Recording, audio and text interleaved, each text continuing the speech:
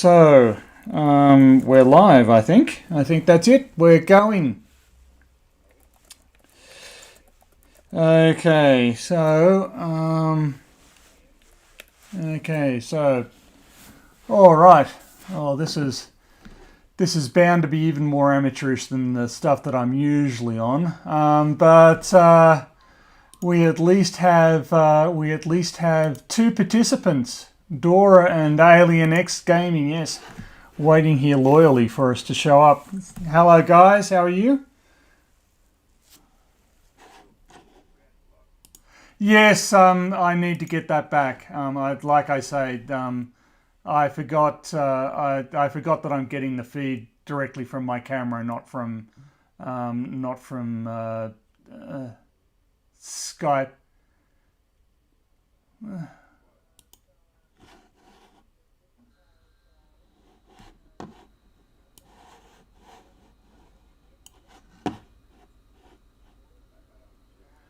Okay. Okay. Yep. That must be you because I'm not there. Okay. All right. Excellent. So, greetings, greetings everyone. Yes. Very excited to announce that Phil Bell and I have decided to set up a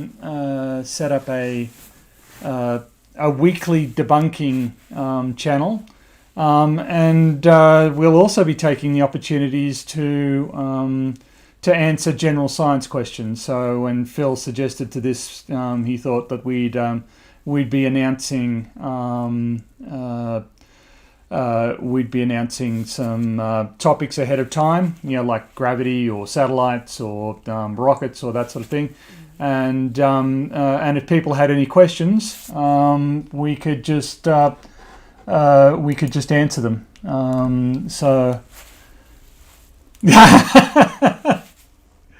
Dora, Phil, Dora is concerned for you. Can you speak?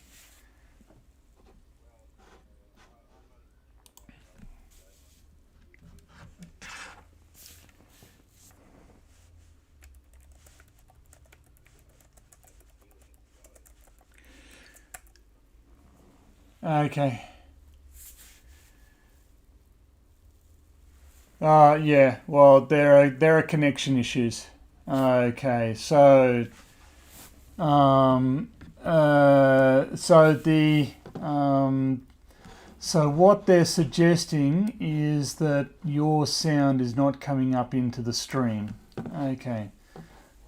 Okay, and that would be my fault. So I need to add your... No, it's not you. It's got nothing to do with you. It's got to do with me.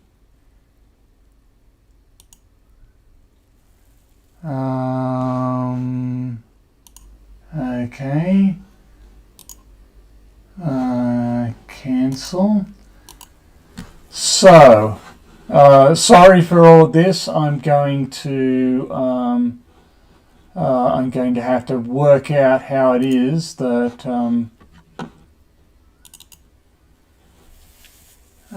Windows, Skype.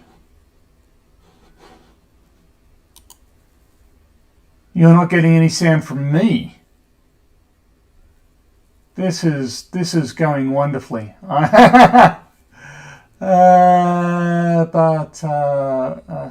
Okay. All right. So,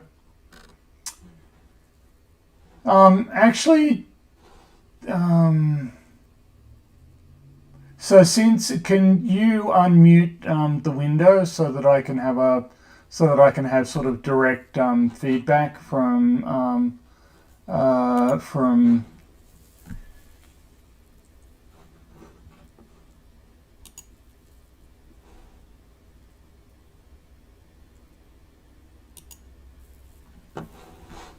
Okay, so can you say something for me?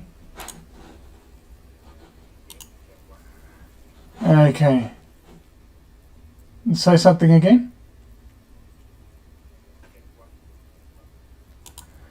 Okay. we're being mocked here. We're being mocked. Team Skeptic is in the channel. Team, we're having trouble with Phil's audio. Can you hear? Apparently. Well, this was just intended to be an experiment, so we need to get the audio feed. Well, I might need your help, Team Skeptic. So apparently people can't hear Phil. I can hear Phil, but I'm using OBS, and I don't know how to get OBS to. It's transmitting Phil's handsome likeness. But it's not. But the sound isn't coming through, and I don't know why. I can hear Phil. I can hear Phil perfectly. So this is just a test, guys. So please don't hold us against it. Please don't hold it against us. Okay. All right. I'll do that. So team wants me to call him on Discord. Can everybody in the chat still hear me?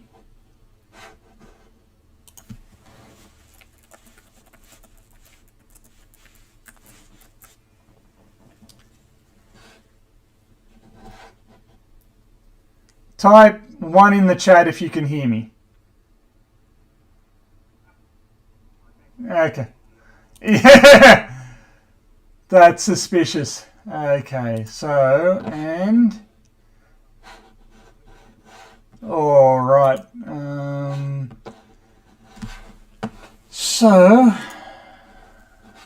Let's go for Discord then, because I don't have Team Skeptic's email address.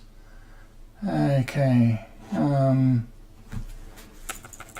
right. Yeah. So the general plan, if we get this working, is because I thought that siphoning the window, my word, the internet is slow today, would just work. I should have known better than that. But good grief. So yeah, so they can't hear you, so I will call Team Skeptic and he will sort me out. Hey team, how you doing? He hasn't answered yet. Hey team, how you doing? Okay. Okay.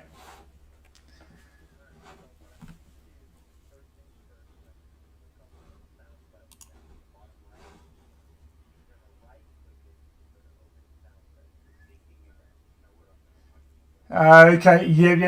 Yep. Okay. So settings, video, audio. So OBS.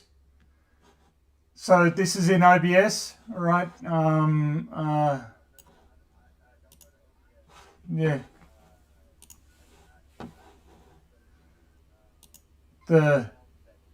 My sound settings. Yep. Yep.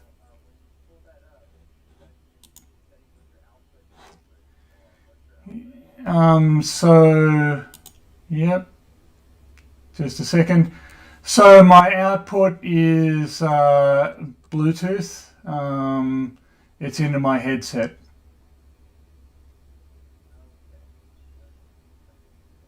Yep.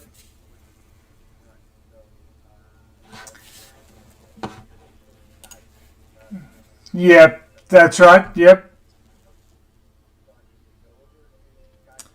Yep.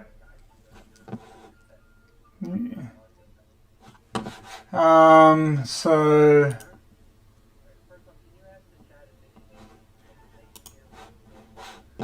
no, I'm talking to you on Discord. I don't have your Skype contact details. So I thought that would be faster. Okay, so on Skype.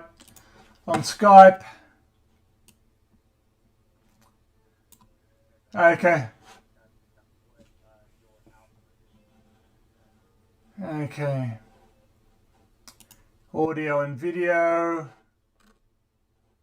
So speak. Yeah. Yes, I can. Okay. So my Skype is on default. Yeah. So the speakers are on. The speakers are on the default device. Um. Yep.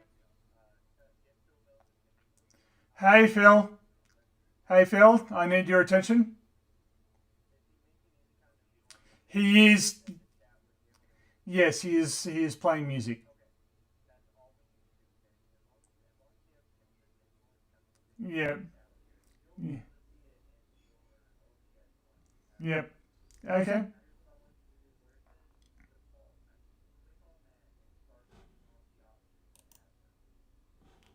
Okay. So the devices it has are my headphones, the Max, the yep, yep. Okay. All right. So I'll go back to the chat. Yeah, if I can find them. And we'll see. So chat, did that work at all? Can you hear the music in the background?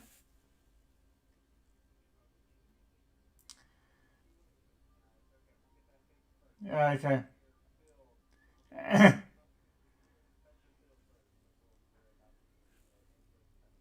Okay.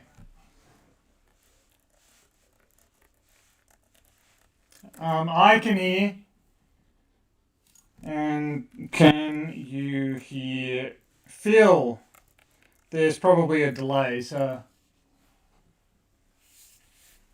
Phil. Okay. So I'm still hearing him in my headphones. Yes. Yep. Yep. I think I'm using regular OBS.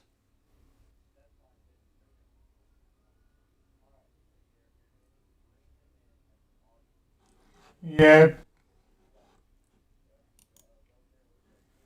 Yep. Plus. Yep.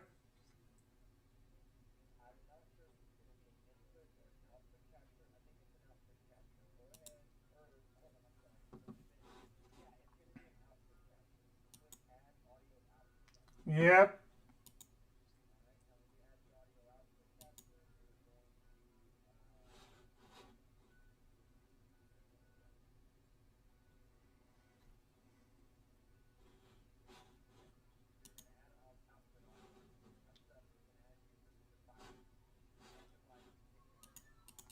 Okay, it's not allowing me to choose a device. It's so I clicked on it. It's got OK, but it's not bringing up a list of devices. So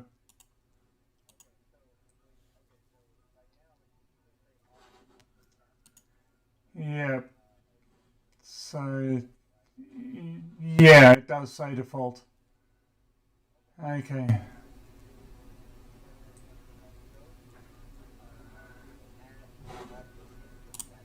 okay.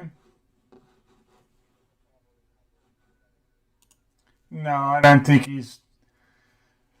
So audio input capture. Okay. So default. Um, it's got my microphone, my headset, and my Brio, the webcam.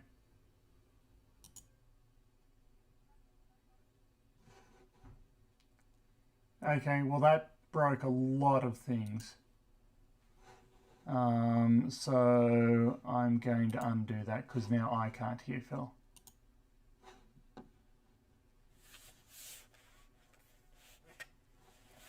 Okay, so that didn't work.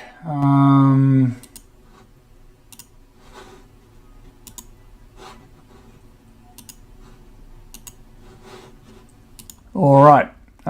I can't hear anything. Phil, can you... Oh, gosh. I absolutely screwed that up. I can't even hear Team now.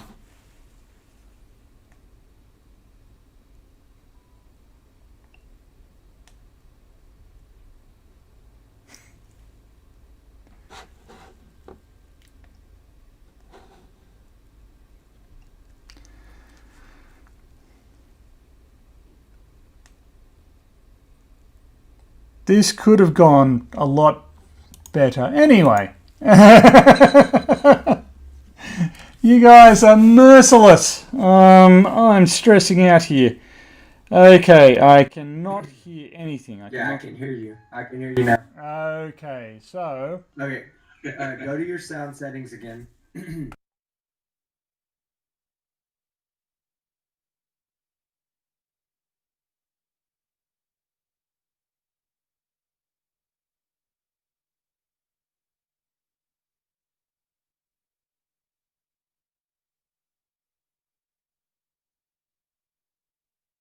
Yes, I am. Just give me a second. Okay. Okay, good deal. We're gonna get this worked out because I think I can troubleshoot it if we go one step at a time from the very beginning. Okay, so... All right.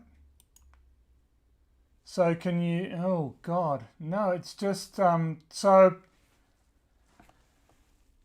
Okay, so there's a big problem whenever I try to use my headphones. I just lose all audio.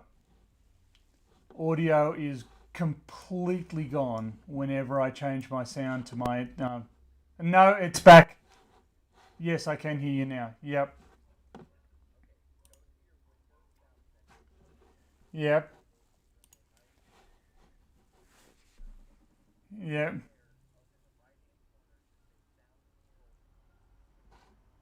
Okay. Yep.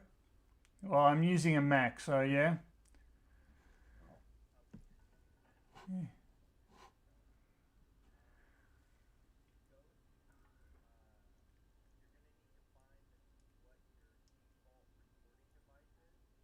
Yep.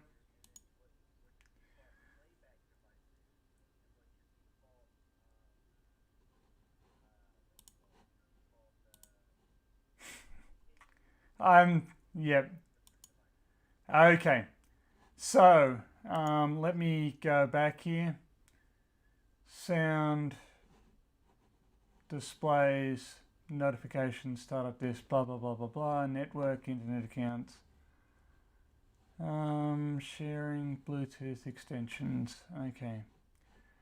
I'm not sure that it works exactly the same way on a Mac. So, yep. So,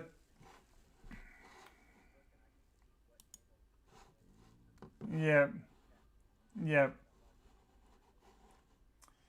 They heard you. Yeah, and I don't understand how that is. Because Discord isn't. Yep.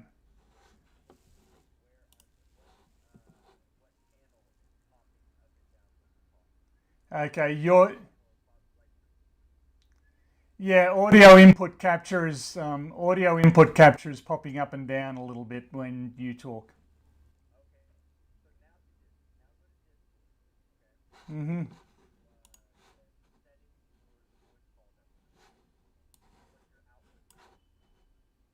Okay. Yep.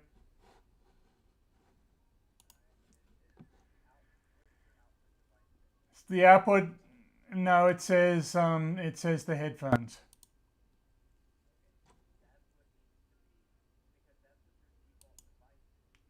Okay.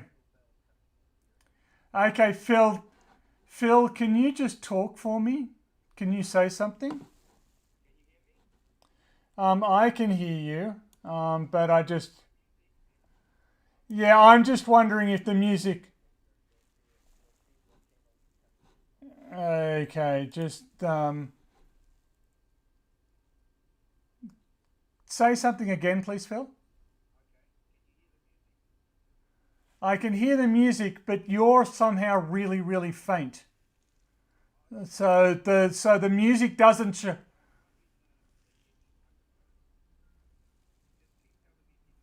Okay. Yes, I can.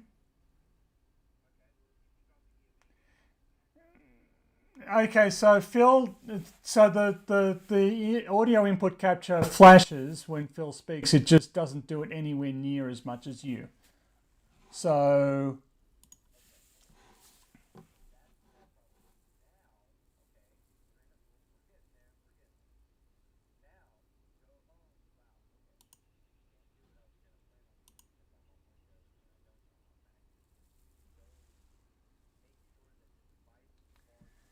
okay, try yeah, try speaking again, Phil.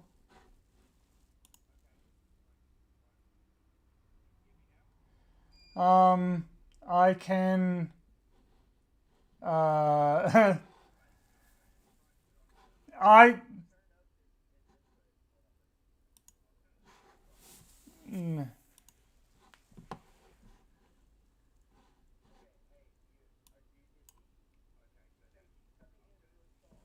Yep. Yep. Yep.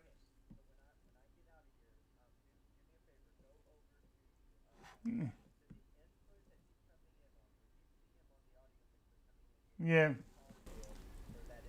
Okay. Yep. Okay. Yep.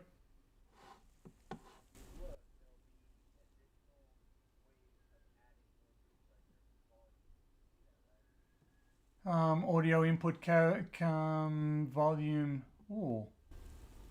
Zero. Sync offset zero. Yeah. Yep. Audio. Okay. Yeah. Okay. Yeah. Okay. All right. All right. Thank you very much, team. I don't think so. Yeah. Okay. So we're sorting some stuff out, but apparently, if I give you some more decibels, so just say something really intelligent. And see you later, team.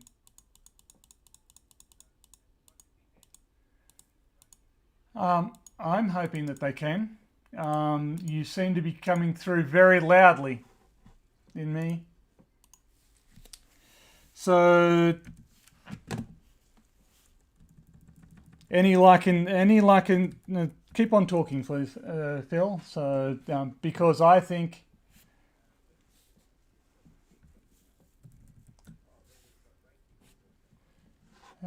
hi Rachie.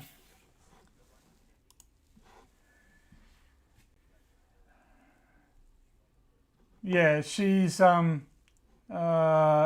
Well, keep on increasing you at 3 decibels at a time. So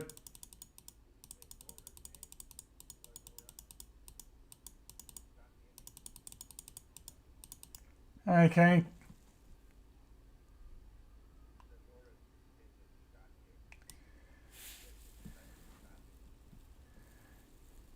Yep, still nothing for them. Okay. Keep going.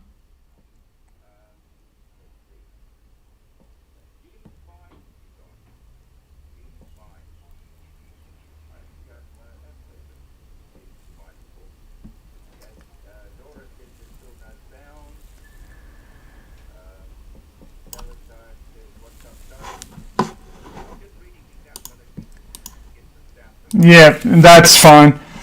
So I put that up to maximum. Yep.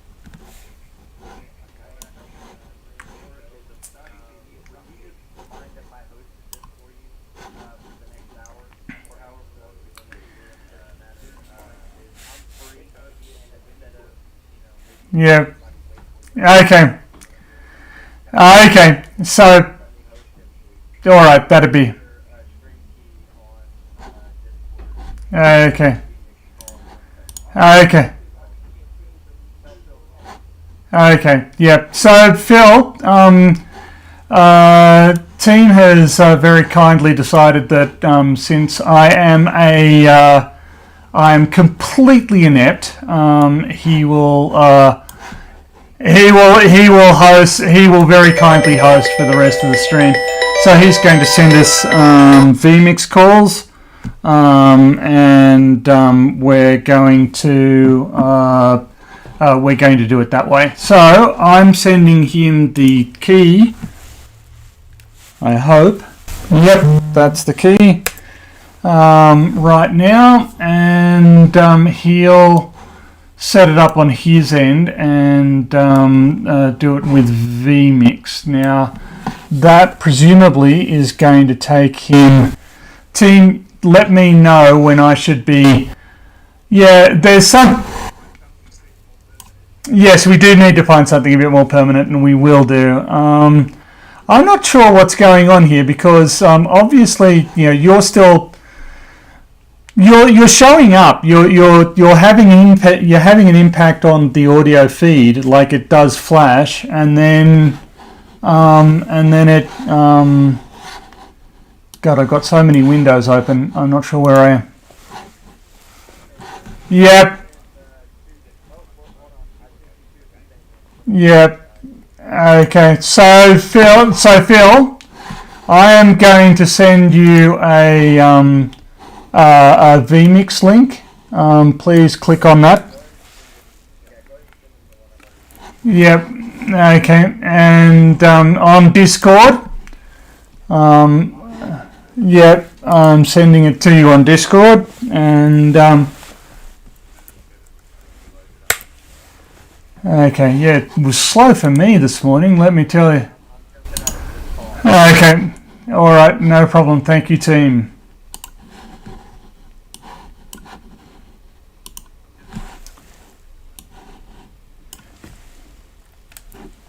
Okay. Yeah.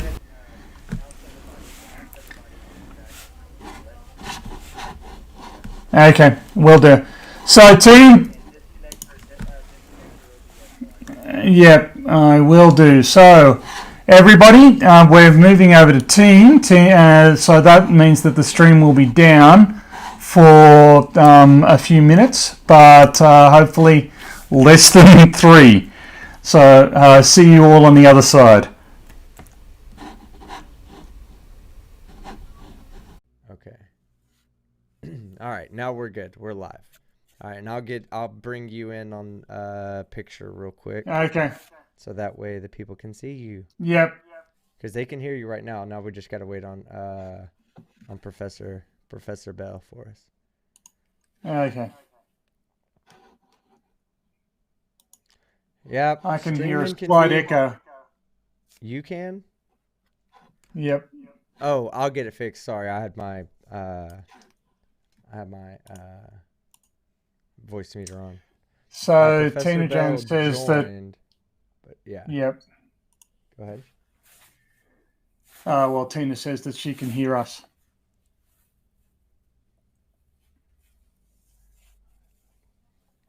And there's Mr. Professor Phil Bell. How you doing?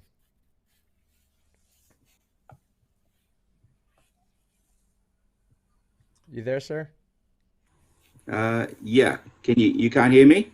Oh yeah, now we can. Yes, We hear you. yes, we can. Perfect, actually, and I'm getting Okay. I'm gonna get y'all's picture in here, and I'm gonna mute myself and let y'all have a great show. I'm gonna sit back and listen.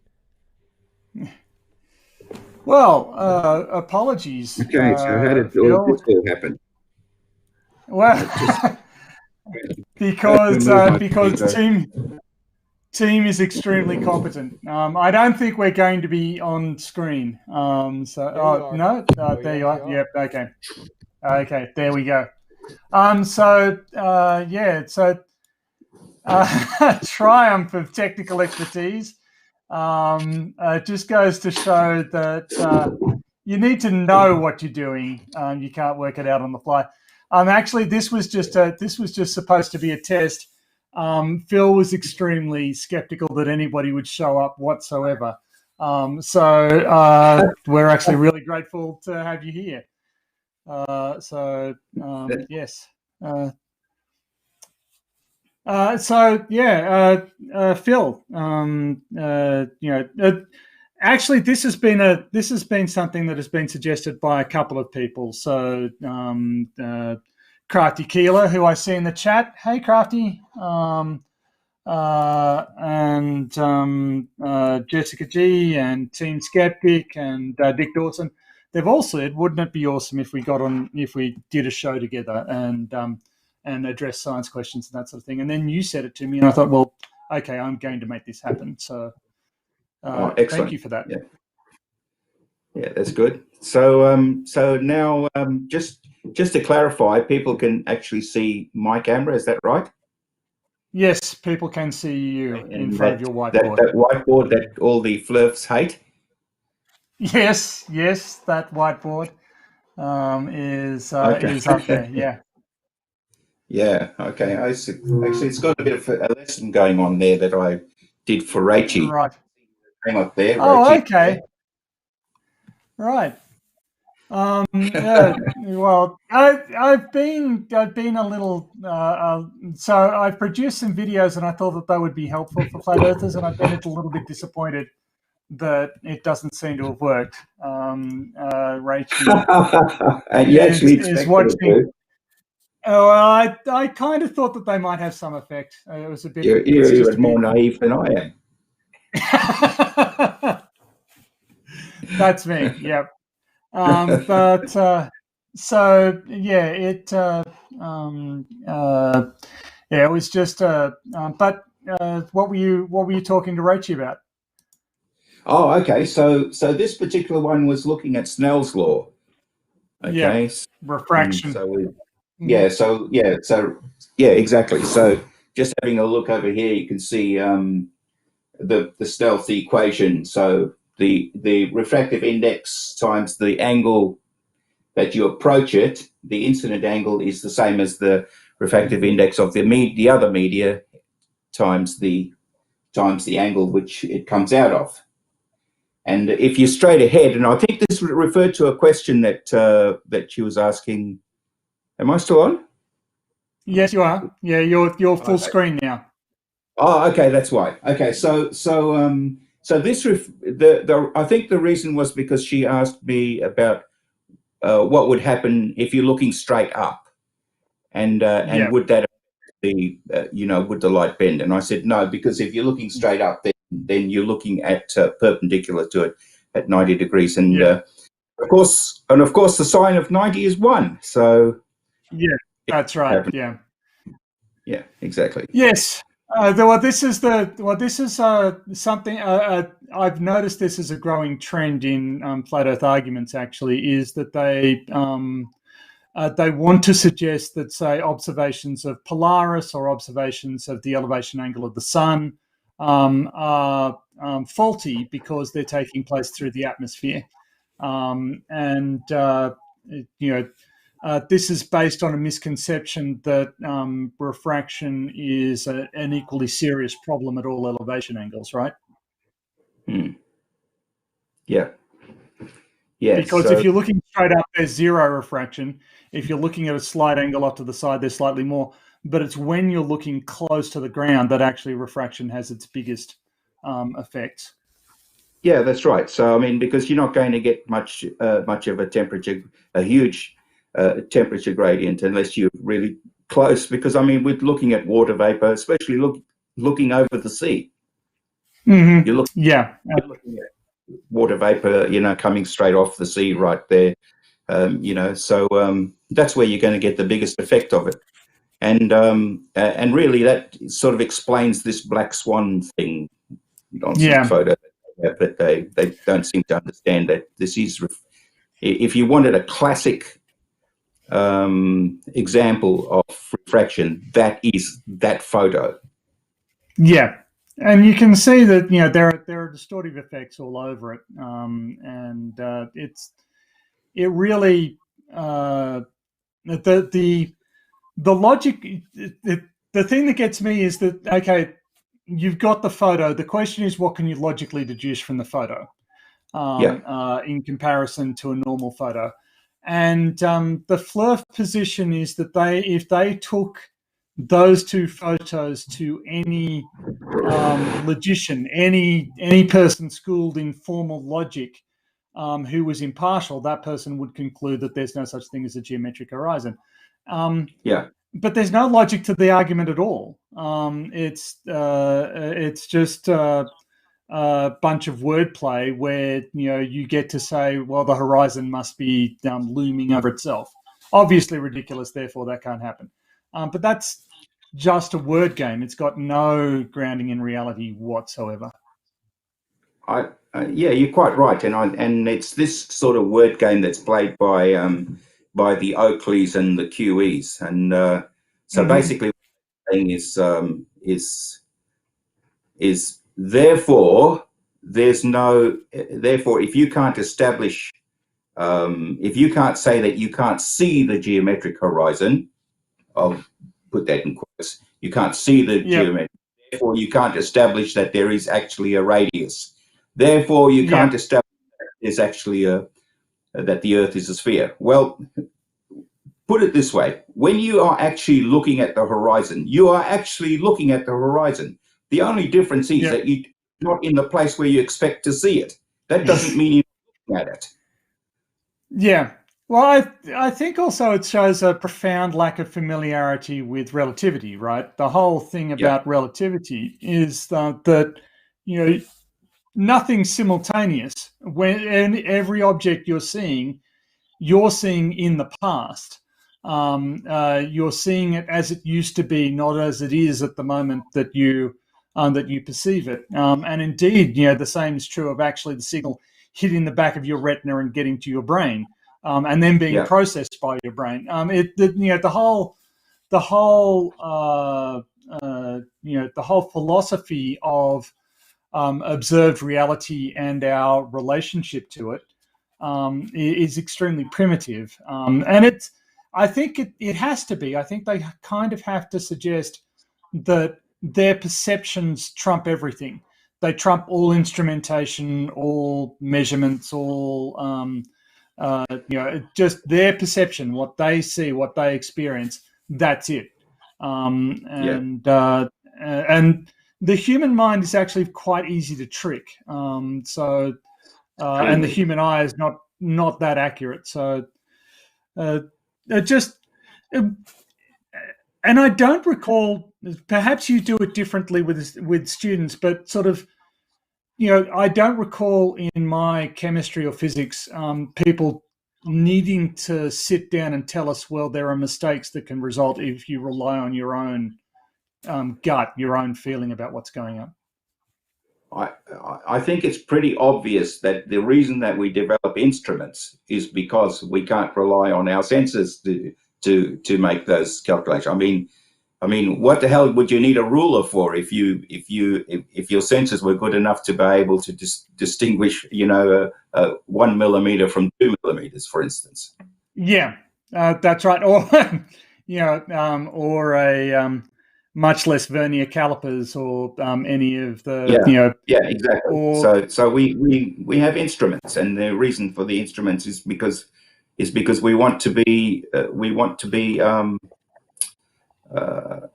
accurate. We want to have precision. So each time we rely on getting the same objective measurement. Yes. And I mean, I'm not sure if you saw Fight the Flat Earth had somebody called Flatzoid on, and he was arguing that time isn't real. Yes. That's an interesting one. So interesting is not exactly the descriptor that I would have gone for. But would you like to comment on that? Well, put it this way. I think the idea of entropy is really tying this idea of time together. So,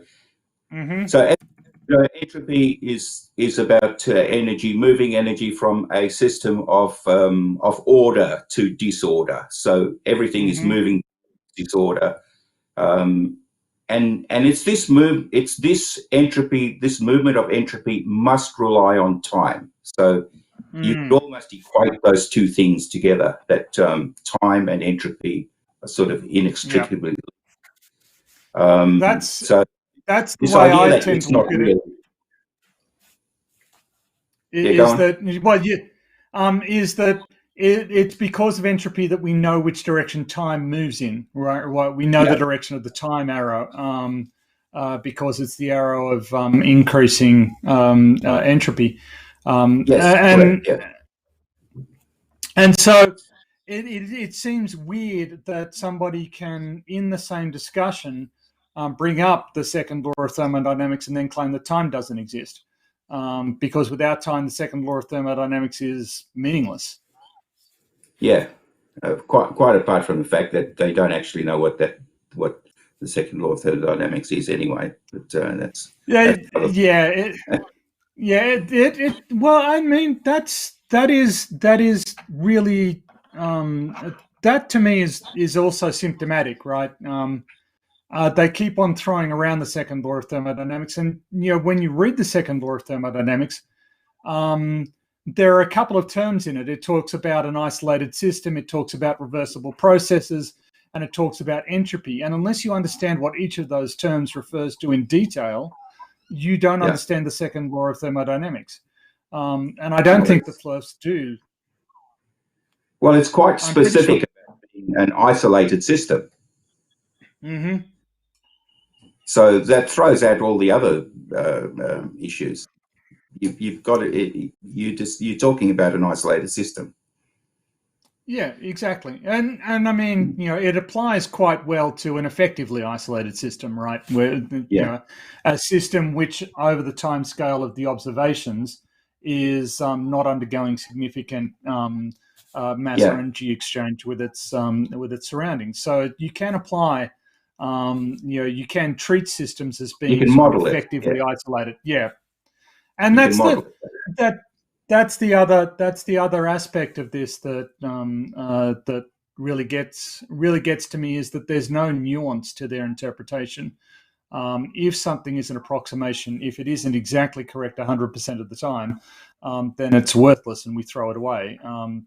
That's their idea of how science works. And that's not how science works at all. No, exactly right. Yeah. So, well, it's good that we've got this far, but we need a more permanent solution unless we can get whoever put this together. Was it Team who put this together? It was Team who put this together, but okay. We're jealous that y'all are having this conversation. We'll have to start paying him then. No. I refuse to accept money from either one of you two gentlemen. I'm here for the conversation. Because y'all are over here talking about entropy and time. And Tony, you don't mind if I speak up a little bit, do you? Because I can be the quiet monkey over here. No, you go ahead. Actually, we're quite impressed with your knowledge. Well, and Clive will kill me for saying this because he'll vehemently probably disagree with me on this, and I'm okay with that because he's a much smarter person than I am, and I probably don't know what I'm talking about. But when I see entropy, I explained it to a friend of mine the other day. We were playing pool, and I said, look, here's how we know which direction time goes in. Okay, if we turned on an infrared camera and I hit the ball, right, and the ball goes and it hits off of a rail and it comes back to the same exact spot. Now, if we play this video forward versus backwards, you would know exactly which one was going forward and which one was being played backwards. Not everything in physics is that way. Think of a pendulum swinging back and forth.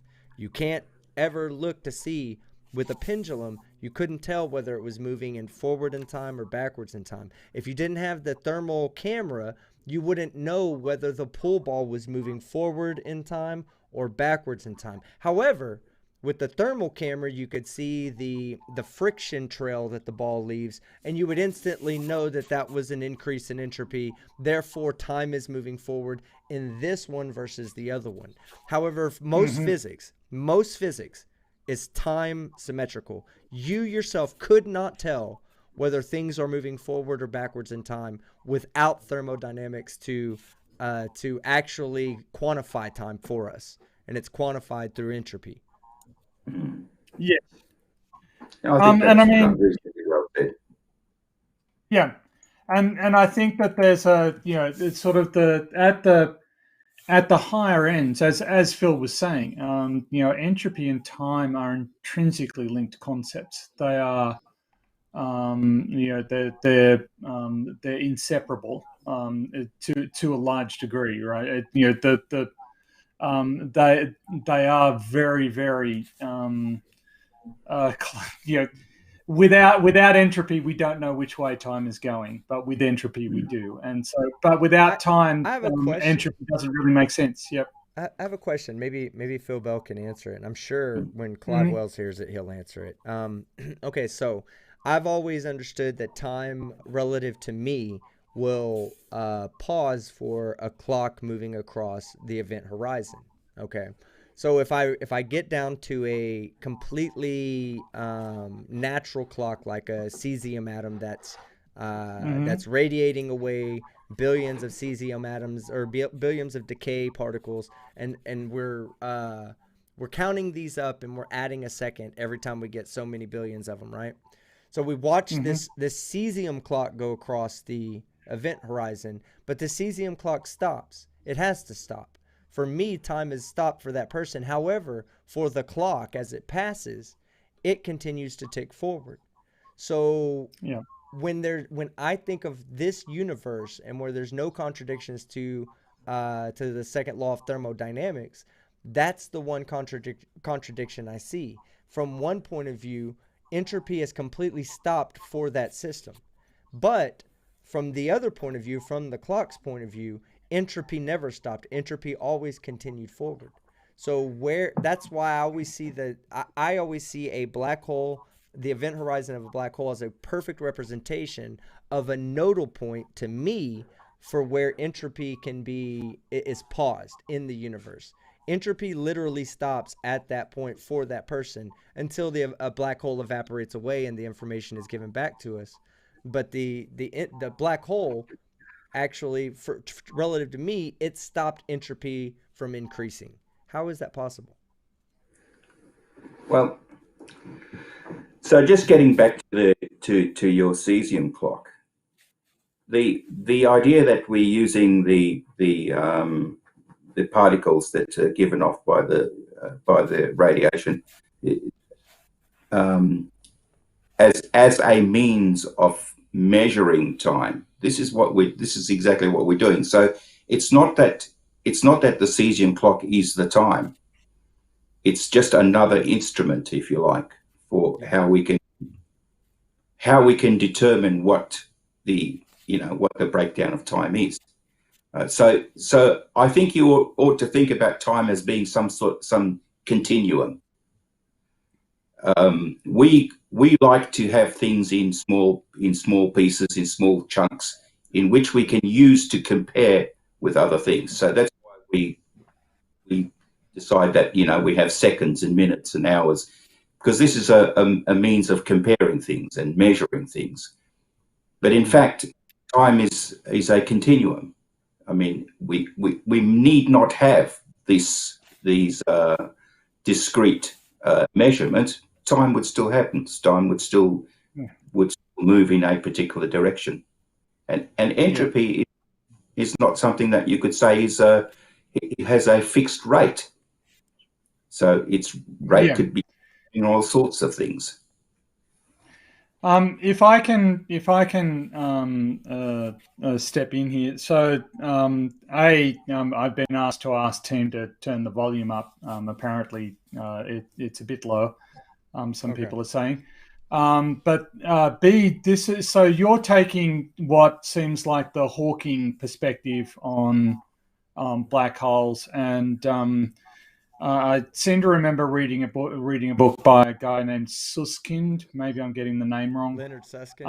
And Love that guy. yeah, and his argument was that actually there's no contradiction, in the same way that there's no contradiction in wave particle duality, as long as it's as long as sort of as long as you can't experience conditions inside the black hole and outside the black hole at the same time, which by definition you can't, then there's no contradiction.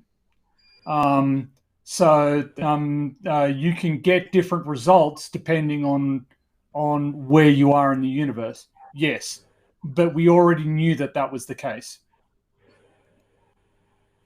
So it only becomes a contradiction if you can see over the event horizon and get information out of it. So because you can't do that by definition, then there is no contradiction. That would be that's Susskind's analysis of what's going on there. So does that make sense? Yeah. So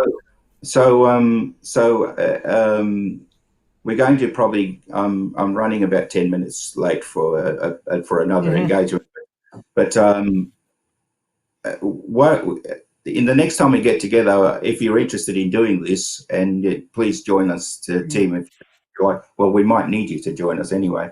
And that is, and then I'll make sure Tony's set up before then. I'll go out of my way. We'll do a private session.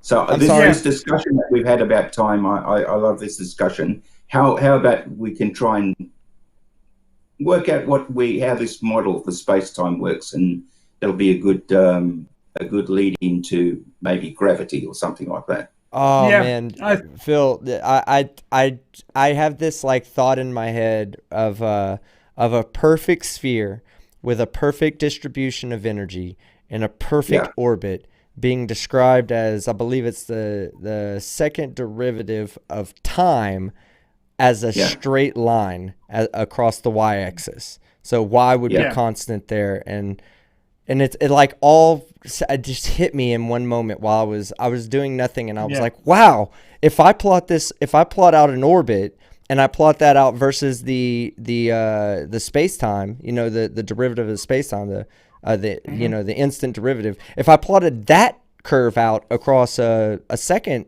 map or second coordinate system, it would be a straight line across the y-axis. Yeah. And I was like, wow, that's so amazing to think about that. And we could talk about it anytime, Phil, anytime at all. I need to be stimulated more than I am.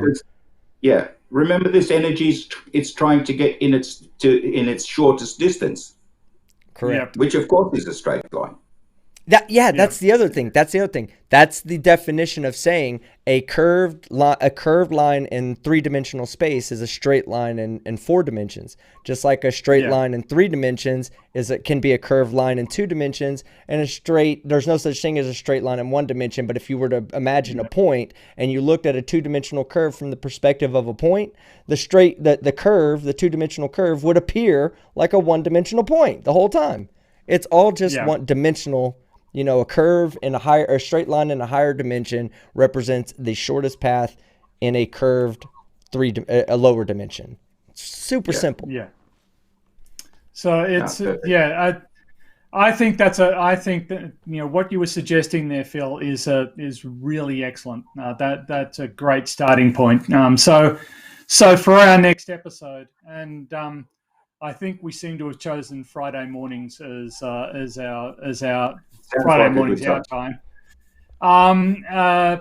So we'll probably kick off a little bit earlier than we did today, probably 7 a.m. our time.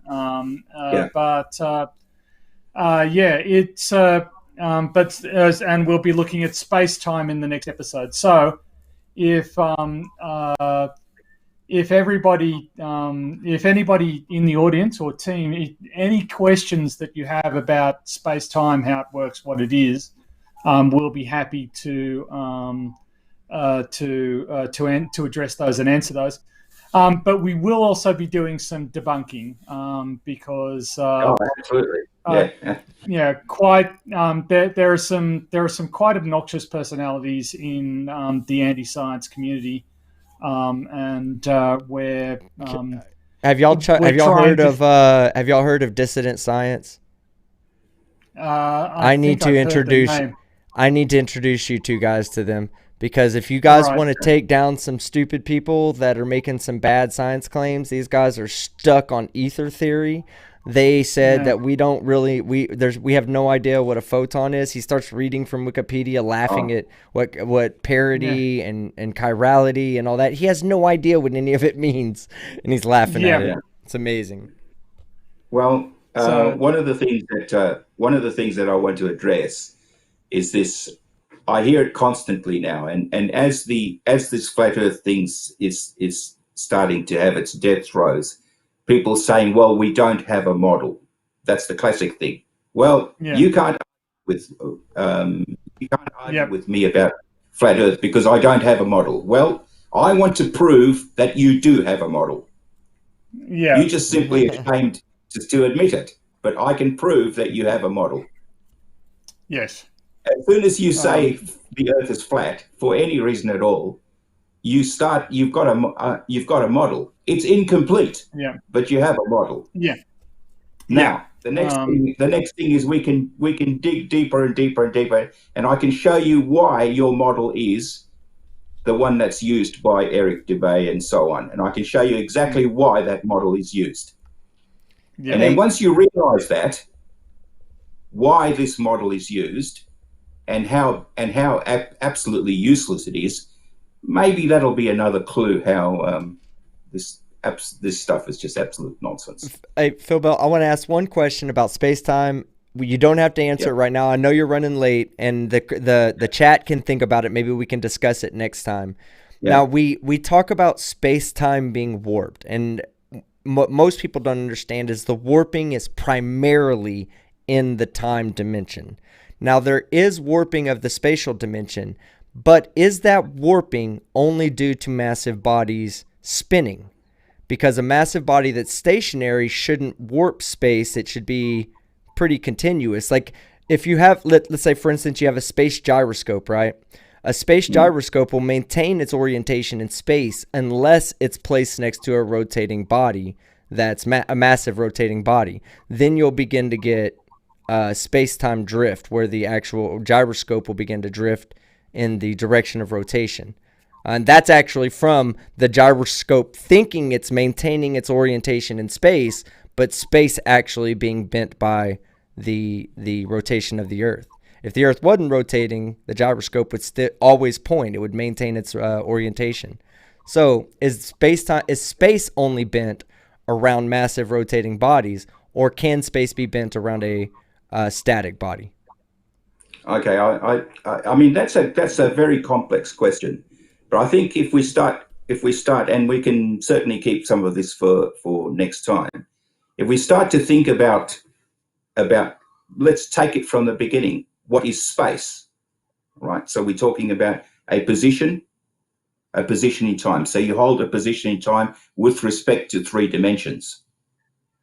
Okay, so now try to imagine if you had a grid in which one of those, in which this 2-dimensional grid, the 3-dimensional position was represented on this 2-dimensional grid. Yes. Okay, so we've got 3 dimensions in space, and then time, which, as I said before, is a continuum. So we now have, if you like, a without any body in it, we've got a perfect grid of time, of position, if you like, and we also have position and time, both being, if you like, a perfect grid. Now, what's happening is you now are introducing something into it.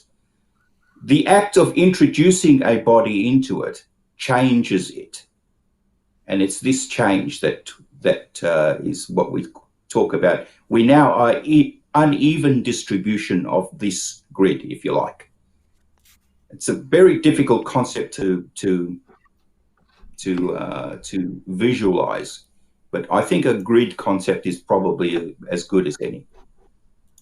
Well, let's have this conversation next week, and if you guys would be so nice to invite poor little old non-PhD me over here, I would love to come in and have that conversation with you. I think we're probably going to be relying on you, so.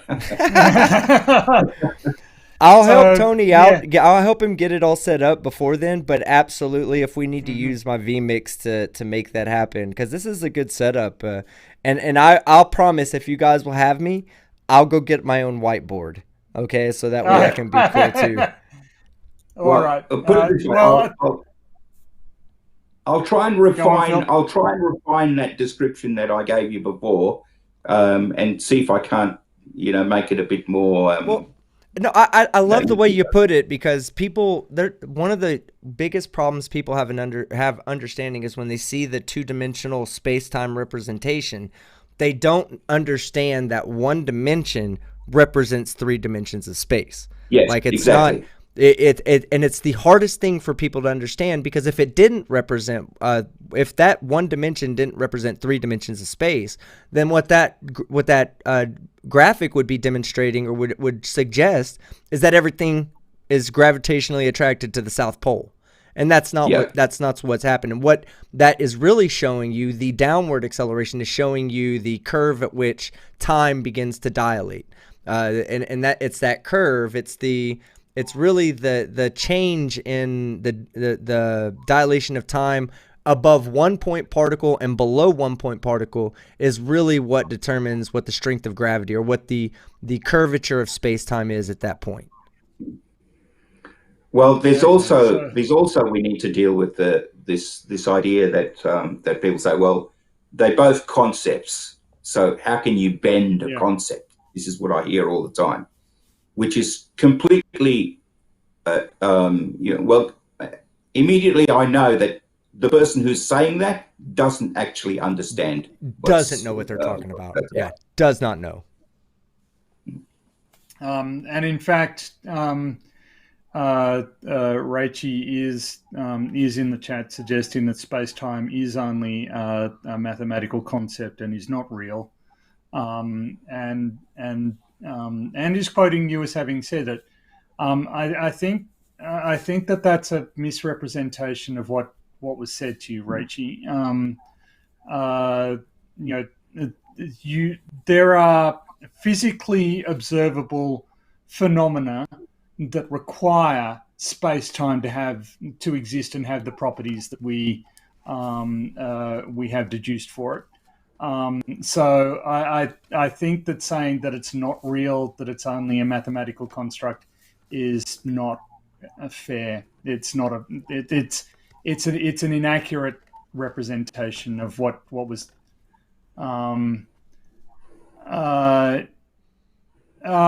Yes, we'll have a more detailed discussion about that. Yes, but it can't be both, Rachie. It can't just be a mathematical construct and reality.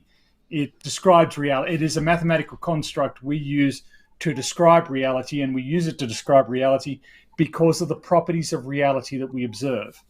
It's not just that we made it up because we thought it would be fun one day. We need it in order to explain or to torture students. Yeah, or to torture students. Yeah. Hey, Rachie, I want you to do a little science history lesson in your free time. Whenever you get a little free time, go back and I want you to look at Isaac Newton and how he validated his theory of gravitation. Okay, his law of gravitation. It started out with ancient people, long before Isaac Newton did this, used basic trigonometry to determine, number one, the distance from the center of the earth to the surface, and number two, the ratio of the distance between the center of the earth to the surface and the distance between the center of the earth and the moon.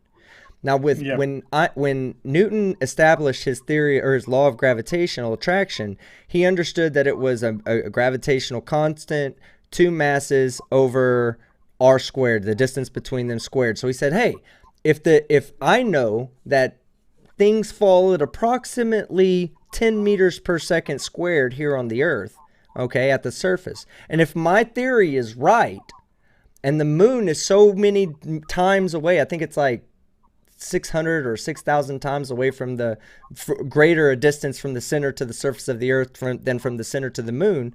He said, if that's the case, and my theory's right, then the moon should fall 1/20th of an inch every second it moves. So then he went and he grabbed other observations from astronomers. And lo and behold, that when everything was done, not only did the math point to the moon dropping at 1/20th of an inch per second, but so did the observation. And that didn't require any, getting together and coming up with an idea. No, these were just observations done by many different people over many different times. And it all pointed to the same thing. Whether you believe space-time to be the way it is or not, gravity exists. Gravity's real, and things fall to the ground because of it. Now, we understand the correlation between that and a bending of space-time. Nobody's grabbing space and bending it with their hand to make time run differently. It is a concept that involves an equation that it's self-feeding. One side of the equation tells the other side something, and that side tells the other one something. It's just like an electromagnetic wave. They're self-serving. They work with each other. One day you'll get it, but start with the Newton history. You get that far, you understand that, you can come back and talk to us about Einstein and space-time. Nicely said. And that is very nicely said. You need to go, Phil. Yeah, with that, I do have to go, yeah. Take care, my friend. Thank you very much. I'm so excited to be able to have this opportunity to present with you. Thank you very much. Okay. And look forward to seeing you next Friday. Bye. Yep, we'll do. Okay, bye-bye. All right. Well, Tony, it was a pleasure to get to hang out with you, man. This was I don't get enough. I mean, obviously y'all see I spend a lot of time with Fight, so I don't get a lot of intellectual conversation from people. But it's awesome to get a chance to hang out with you and Professor Phil Bell, man. You guys rock. Thank you. It's as I was saying at the beginning, like just a lot of people have been suggesting that it should happen, and eventually have gone, I should try and make that happen. Sure, I don't know what I'm doing with OBS, but how hard can it be? It's hard. Perhaps a failure of judgment on my perspective, but I had no way of knowing because I could hear him, and the screen looked okay on OBS, and I thought, okay, well, everything's right then. And it didn't occur to me that getting the Skype sound into OBS could be that hard. Here's the thing. The way computer audio is set up, most of them have communication devices that are different from default devices. In OBS, they capture your desktop default device. Okay, so that's how you have it set up. So if you're talking to Phil, then he's not going to come in through your desktop audio. Even if he goes to your desktop device, unless you forcefully put it through that way, if it's not set as your default communication device, then it won't actually go to the desktop. Even if the desktop is the same device, it's still going to treat it as a communication device and not as a default device. That's not like your TV monitors, also your headphones. Like if I was talking, like when I talk to you, you come in through my chat channel, and that's separate from my default desktop channel. So I hope you get it all figured out though, man. It's not that big of a deal. So thank you very much for stepping in, and thank you everybody for turning up. It was a huge turnout. It was just supposed to be a test. OBS skills. I do want to address Rachie in the chat. She said, I thought Newton got his theory of gravity from Kepler's equations. That was partly true, yes. And that was ultimately gotten from Tycho Brahe. So, but Rachie, here's the thing. What he did was he took ancient observations of just using what the ancients had used as observations to determine the radius of the Earth, and then determine the radius of the moon's orbit. Now, when they did that, 99% of the globe, 99% of the people across the world thought the Earth was flat. Okay, so the intellectuals were the ones who actually took observations and said, wait, this doesn't really make sense. Most people didn't have any need to know about whether the Earth was flat or a globe or whatever the case may be. Now we're going into space, it's kind of important.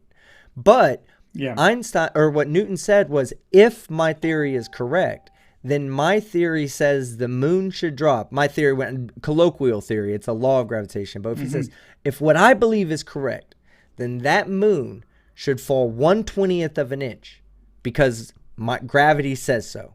And then he compared that with the orbital observations to then determine, yes, it's a valid explanation. It works. Not only does it work, but it also validates Copernicus, Kepler, Tycho Brahe, all those people that began the transformation from, and it wasn't flat at the time either, Rachie. It was geocentric. So they believed the Earth to be the center and spheres to rotate around the Earth that carried the stars and the planets, and that's what eventually they broke away from that. It was Tycho saying that. Then it was, I believe Copernicus was after, either Copernicus or Kepler was after Tycho Brahe. Yeah. And then later on, it was about 100 and something years later, it was Isaac Newton. And then 100 years later than that, it was, Albert Einstein.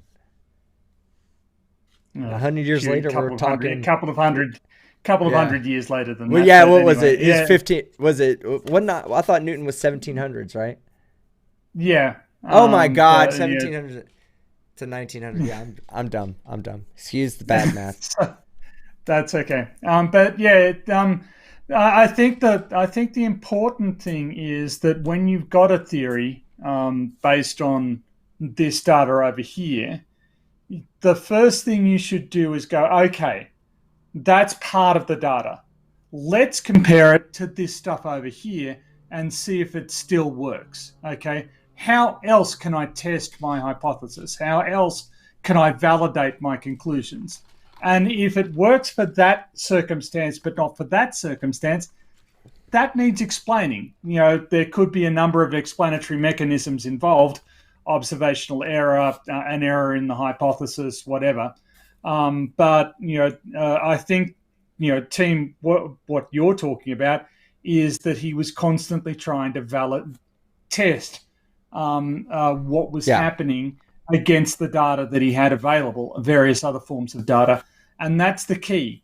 We have gotten to where we are by constantly testing our theories, our hypotheses against observational data, and we've come up with new ways to get observations and to compare to compare and refine our hypotheses against, and that's what science is. And sort of the Flerf attitude. Well, it looks flat. I don't feel motion. Yeah, fantastic. And if we were still operating at that basis, we would be living in rock shelters that we built ourselves, and they'd fall down, and we'd fall down occasionally. They'd fall down quite often. Because of density. Didn't get to. Yes, because of density. Clay huts that are going to fall down because of electromagnetism.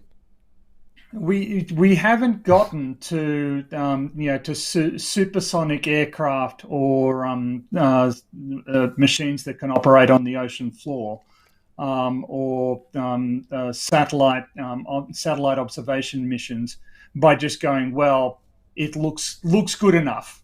It looks close enough to flat to me that it's all right. I think if we put enough rocket fuel in here, it might get us up there.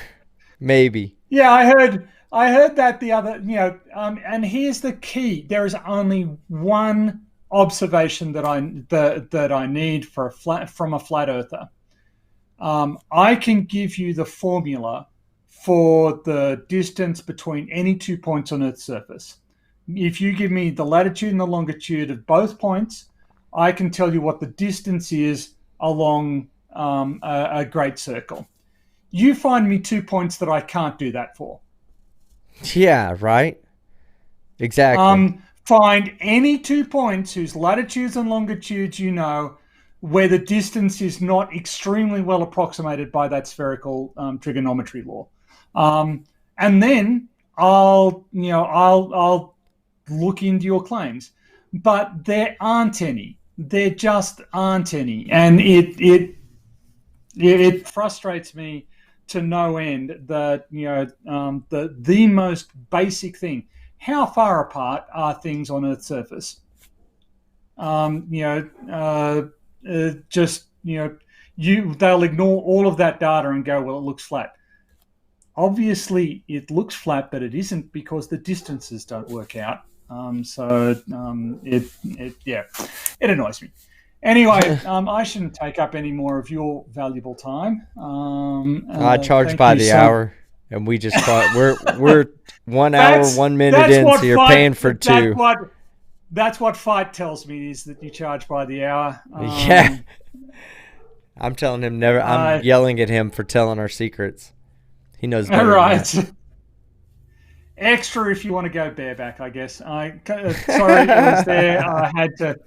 I had to take it. Anyway, so the yeah. But what have you got coming up in the near future? Oh man, I don't know.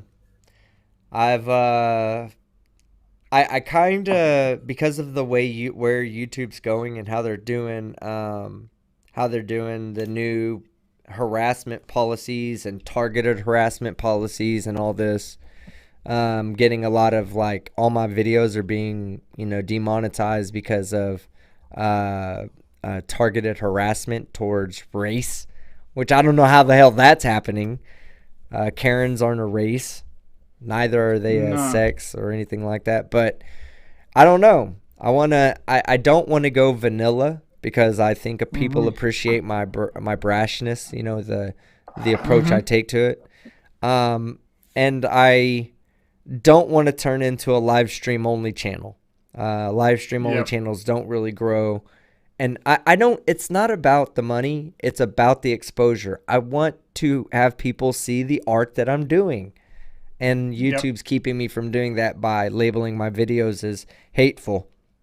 So I may do, I'm thinking about doing a few, like, vanilla videos that don't have much cussing in them, and actually doing an edited version, kind of, and putting the Yep. other ones out to the patrons, members, and on an alternative site.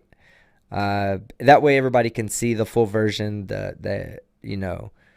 me with my ponytail tied back and ready to fight, and then over Yeah. on YouTube they can get the, hi, I'm David with YouTube, nice to meet you, I'm a YouTuber, Yeah, nice to that's meet right. you. So I think it's the lack of clarity and the lack of feedback is has got to be intensely frustrating, because it leaves you like, why the fuck did that happen?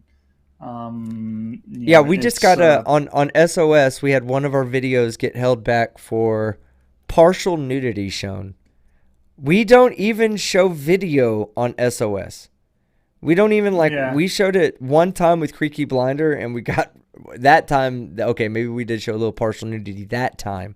But with the Sam Clay video that got hit, we didn't, like, the entire video was just a background playing. That's it.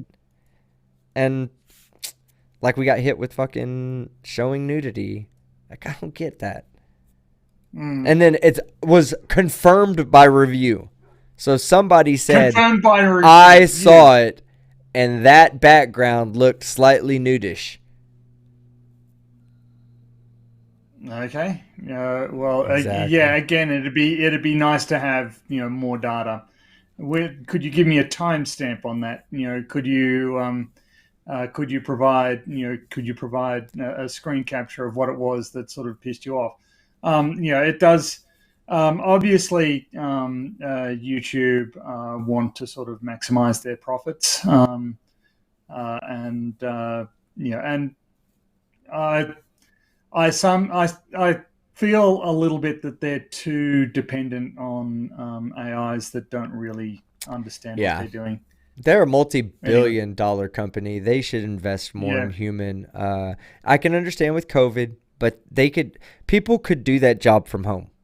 People could literally sit at home and go one by one video, see where the algorithm marked it. Because the algorithm doesn't say, hey, go watch this 2.5 hour long video for the one time that they drop the racist comment. No, they get a tag on it and everything. They just jump into it. And they got to hire more people. Whatever they do, they just got to reinvest their own profits back into. They're going to fail out eventually if they don't reinvest the money properly. Yeah. Ask MySpace. I think so.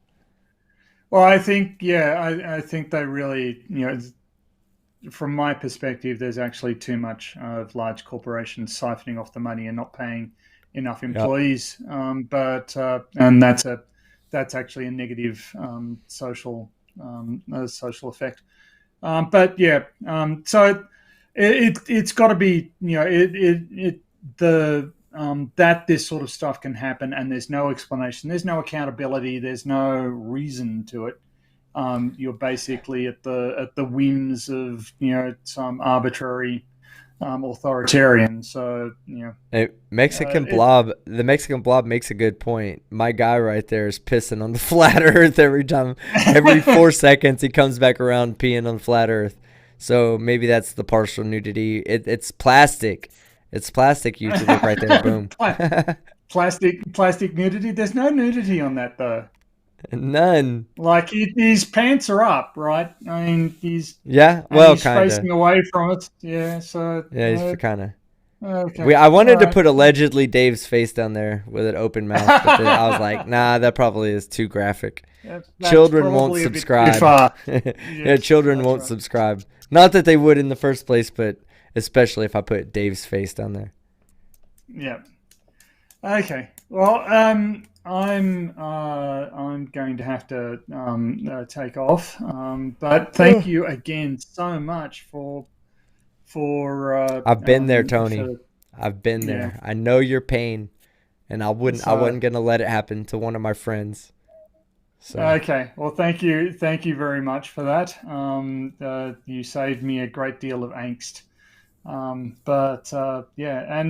So we will be doing this regularly, and we'll be happy to have you on as a panelist when you want to. Yeah, I'd love to, man. Because I think sort of there is a risk that Phil Bell and I can get, we can understand what we're saying to one another, but it can get a bit too complicated for people in the chat, and that's not the point. The point is to sort of keep it accessible. So. Anyway, so next Friday. Let me tell you before we get here, because I do need to get off in a second. I'm gonna mute myself and let you finish.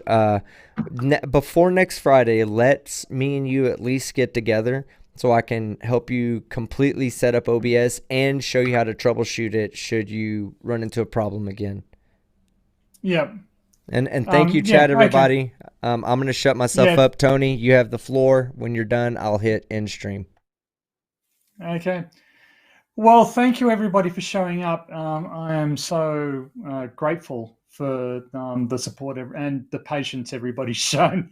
Because if Team or Johnny O or JL Warren had done this, I'd be in the side chat ribbing them mercilessly.